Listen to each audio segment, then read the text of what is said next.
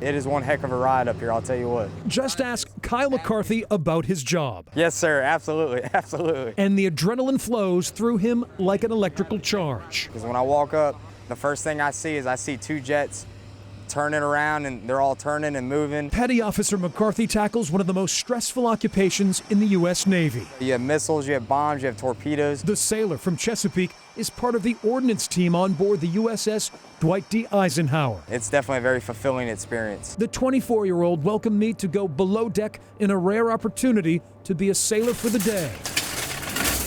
But before accepting the invitation, I need to look like a sailor. We should have everything perfect. As perfect as we can get it. One of the busiest spots in Hampton Roads, the Navy Exchange. You're not quite. Wait a minute, we got to do a little better than this. Inell Lewis, a seamstress for 50 years, Turn around a little bit now, that's good. has dressed generations of military men and women. What size is this? 40? The Emporia native does not allow clients to leave until they appear, well, ship-shape. We want to make sure our sailors look good, because if it's not done right, it reflects on us. Ready. At Naval Station Norfolk, security remains tight. From 0900. Our destination, the massive nuclear-powered Mighty Ike. Sitting at Sewell's Point, just west of the I-64 bridge tunnel, the second oldest carrier in the fleet just returned from a 7-month combat deployment participating in Operation Inherent Resolve.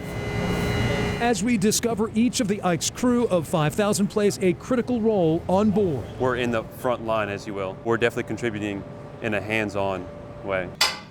Petty Officer Nick Moffitt, the ship's banker and graduate of James River High School in Chesterfield, wears many hats. Right here, in here. When he is not paying his fellow sailors, Snug it up for you. Nick takes charge in one of the ship's fire stations, And that'll come out like that. where he heads a team of sailors when crisis strikes. I was the scene leader for the whole deployment. For the 28-year-old, training is paramount. Because in the middle of the ocean, calling 911 is out of the question. If the ship goes down, we go down.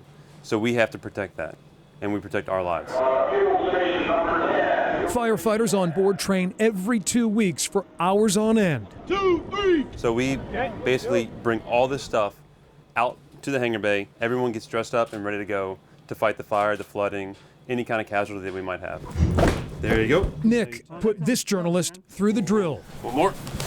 Gearing up with heavy, hot equipment in mere minutes All right. requires several hands. Nick, you have a lot of people helping you doing Yes, this. there's a ton of people helping you. All right, so very first thing I do, Another place on board where the temperatures soar, the 4.5-acre flight deck under the blazing sun in the Persian Gulf. the heat index was 150 degrees, and I'll be honest with you, I've never experienced anything like that in my life.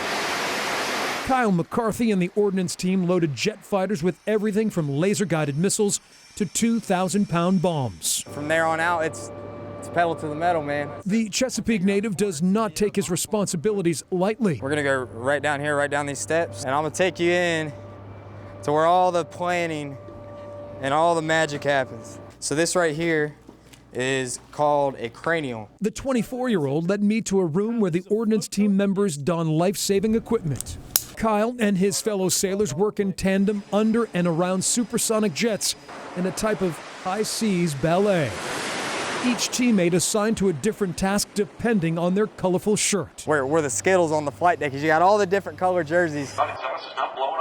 The dozens of FA-18s on board the Mighty Ike were launched in missions against the Islamic State in Iraq and Syria. We dropped 1,222 pieces of precision-guided ordnance on the bad guy, on ISIS. Kyle says with so many moving parts on the flight deck, his duties can be hazardous, I promise you this will save your hearing. a dangerous but rewarding job. As much as it gets difficult and stressful at times, it is honestly one of the coolest things I've ever gotten to do. Without the ordnance on the aircraft, we're nothing. Commander Eric Stinson leans heavily on Kyle. The FA-18 pilot says no one can claim glory individually. The whole team, the whole strike group team, it's a team effort to accomplish a mission. But at the end of the day, you come back and you're like, wow, I can't believe I just did that. It's clear Petty Officer Kyle McCarthy and the crew of the USS Dwight D. Eisenhower take pride in their jobs and their country. There's not a better feeling in the world that I can honestly say that I've ever been able to experience. It truly is a unique experience being in the Navy. I